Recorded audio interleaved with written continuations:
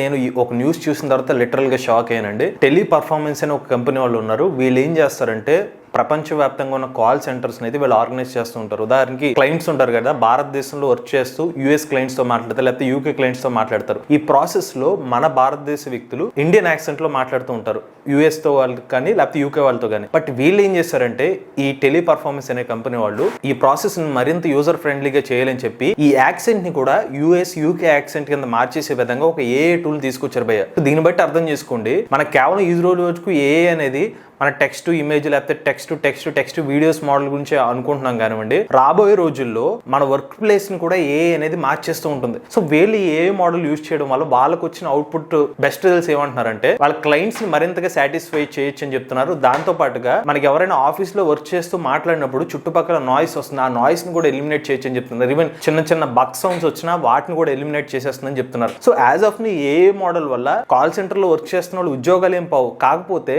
Client యొక్క satisfaction level కూడా మరింత పెంచుకోవచ్చు. దాని విధంగా ఏఐ టూల్స్ అయితే డెవలప్ చేస్తున్నారు భయ్య.